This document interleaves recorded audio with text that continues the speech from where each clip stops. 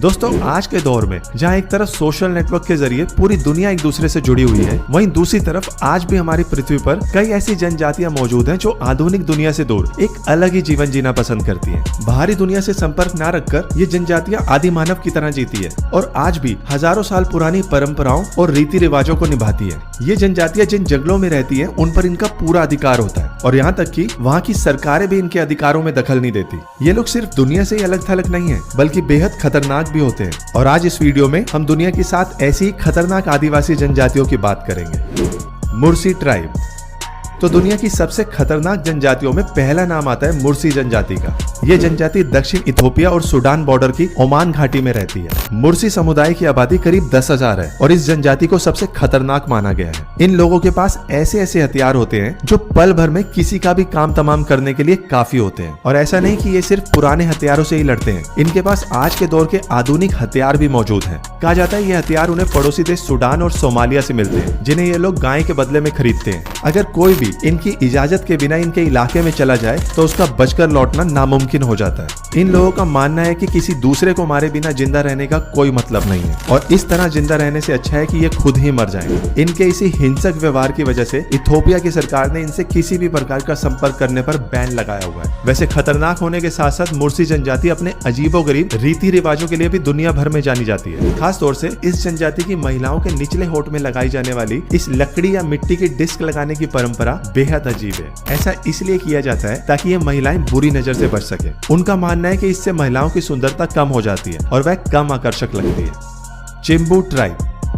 अब हम जिस आदिवासी समुदाय की बात कर रहे हैं उसका नाम है चिम्बू आदिवासी समुदाय। पपुआ न्यू गिनी में रहने वाले इस कबीले के लोगों को स्केलेटन वॉरियर भी कहा जाता है। इस समुदाय में रहने वाले लोग अपने शरीर को मिट्टी और राख की मदद से कुछ इस तरीके से पेंट कर देते हैं जिससे उनका शरीर किसी इंसान का नहीं बल्कि चलता फिरता कंकाल जैसा नजर आता है। दरअसल वो अपने दुश्मनों को खुद से डराने के लिए इस तरीके का रूप धारण करते हैं और यकीन मानिए ऐसा होता भी है, क्योंकि जब भी किसी का सामना इस समुदाय के लोगों से होता है तो वो इनकी लड़ाई से ज्यादा इनकी शक्ल को देख के डर जाते हैं। हालांकि इस कबीले का इतिहास सालों पुराना है, लेकिन आम इंसानों का इनसे संपर्क 1934 यानी कि 1934 में हुआ, जिसके बाद बहुत से जर्नलिस्ट इनमें दिलचस्पी दिखाने लगे। लेकिन ये लोग बाहरी दुनिया से कोई वास्ता नहीं रखना चाहते थे। ये अपनी परंपराओं और अपने रीति रिवाजों में पूरी तरह से खुश थे और इन्हें बाहरी समाज के बारे में जानने में कोई रुचि नहीं थी। और जो लोग इनकी सभ्यता का हिस्सा बनना चाहते थे, ये लोग उन्हें भी अपनी दुनिया में शामिल नहीं करना चाहते थे। इसीलिए आज भी इस कबीले के बारे में बहुत कम ही जानकारी उपलब्ध है।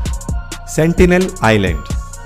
सेंटिनल आइलैंड बंगाल की खाड़ी में स्थित अंडमान द्वीप समूह में से एक है, लेकिन यहाँ जाने की किसी को भी इजाजत नहीं है, क्योंकि इस आइलैंड पर एक ऐसी जनजाति या आदिवासी लोग रहते हैं जिन्हें बाहरी लोगों से किसी भी तरह का कोई संपर्क रखना बिल्कुल भी पसंद नहीं। ये जनजाति दुनिया की सबसे अनोखी और खतरनाक जनजाति मानी जाती है। अगर गलती से भी कोई यहाँ चला जाता है तो अपनी जान से हाथ धो बैठता है। यहाँ तक कि भारत सरकार ने भी इस आइलैंड पर जाने में पाबंदी लगा रखी है। ये लोग पिछले करीब 60,000 सालों से यहाँ रह रहे हैं, मगर आज तक कोई नहीं जानता कि महज 23 वर्ग मील के इस छोटे से आइलैंड पर ये लोग क्या खाते हैं, कौन सी भाषा बोलते हैं या फिर सुनामी और तूफान जैसी प्राकृतिक आपदाओं के बावजूद कैसे आज तक खुद को जिंदा रखे हुए हैं। यहाँ के आदिवासी आधुनिक सभ्यता के बिल्कुल खिलाफ है। ऐसे में अगर कोई इनसे मिलने की भूल करता है तो ये लोग हिंसक हो जाते हैं। साल 2006 में गलती से 2 मछुआरे अपना रास्ता भटककर इस आइलैंड के करीब पहुंच गए और अपनी जान से हाथ धो बैठे। इसके अलावा नवंबर 2018 में भी अमेरिकन टूरिस्ट जॉन एलन चाओ की यहाँ के आदिवासियों ने तीर मारकर हत्या कर दी थी। ये लोग इतने खतरनाक है कि अगर कोई प्लेन या हेलीकॉप्टर की मदद से इनके बारे में जानने की कोशिश करता है या इनके करीब जाने की कोशिश करता है तो ये लोग तीर कमान से उस पर हमला कर देते हैं। असारो मडमैन ट्राइब। अब हम आपको जिस आदिवासी समुदाय के बारे में बताने जा रहे हैं ये दुनिया के सबसे खतरनाक दिखने वाले आदिवासियों में से एक है, जो कि पपुआ न्यू गिनी के जंगली इलाकों में रहते हैं। इन्हें मिट्टी से लिपटे इंसान के रूप में भी देखा जाता है। दरअसल ये जब भी अपने शिकार पर निकलते हैं या फिर कभी किसी लड़ाई पर जाते हैं तो अपने पूरे शरीर और चेहरे पर मिट्टी लगाकर अपने पूरे शरीर को सफेद रंग से रंग लेते हैं। इसके अलावा ये लोग अपनी उंगलियों पर नुकीले बांस के टुकड़े लगा लेते हैं और अपने चेहरे पर मिट्टी के बड़े बड़े मास्क पहन लेते हैं। इन लोगों को लगता है कि ऐसा करने से उनके दुश्मन उनसे डर जाएंगे और यकीन मानिए ऐसा होता भी है। दुनिया की चाहे कितनी भी खतरनाक आर्मी या सेना क्यों ना हो, इनके चेहरे की इस तरीके की बनावट देखकर किसी के भी रोंगटे खड़े हो जाएंगे। मसाई ट्राइब। अब बात करते हैं अफ्रीका के तंजानिया में रहने वाली मसाई जनजाति के बारे में, जिनके बहादुरी के किस्से दुनिया भर में मौजूद है। इनकी संख्या 10 लाख के करीब है और इनके लाल रंग के कपड़ों से इन्हें आसानी से पहचाना जा सकता है। ये लोग खाने के लिए दूध और मांस का सेवन करते हैं और कुछ खास मौकों पर ये जानवरों का खून भी पीते हैं। ये जनजाति पिछले 5000 सालों से पुराने तौर तरीकों के साथ रह रही है। यहाँ रहने वाले लोगों का मुख्य पेशा गायों को पालना होता है और इसी के इर्द गिर्द इनकी अर्थव्यवस्था घूमती है। अपनी गायों की रक्षा के लिए ये बहादुर लोग शेर और चीते जैसे खूंखार जानवरों से भी भिड़ जाते हैं, और वो भी बिना किसी हथियार के। यहाँ के रीति रिवाज भी बहादुरी पर आधारित है। इन जनजातियों के लोग अपनी बेटियों की शादी उन्हीं पुरुषों से करते हैं जो जंगलों में जाकर बिना किसी हथियार के कम से कम एक शेर का खात्मा करते हैं। इसके अलावा इस जनजाति की थूकने की परंपरा भी बेहद अजीब है। यहाँ के लोग जब एक दूसरे से मिलते हैं तो वो लोग एक दूसरे पर थूकते हैं। ये खास तरीका उनकी संस्कृति में प्यार और सम्मान जताने का प्रतीक होता है। सिर्फ यही नहीं, इस जनजाति में जब किसी लड़की की शादी होती है तो विदाई के समय उसके ऊपर थूका जाता है ताकि लड़की के परिवार वालों का आशीर्वाद उसके ऊपर हमेशा बना रहे। कोरोवाई ट्राइब।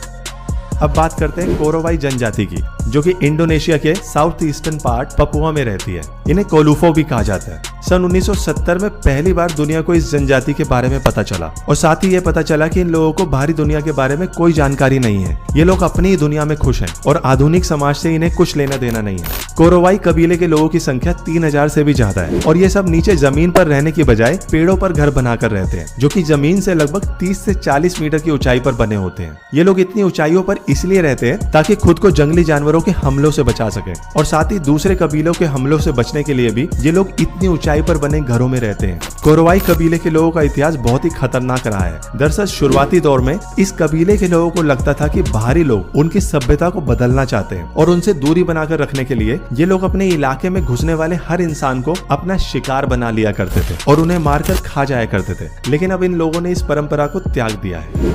कोरोबो ट्राइब।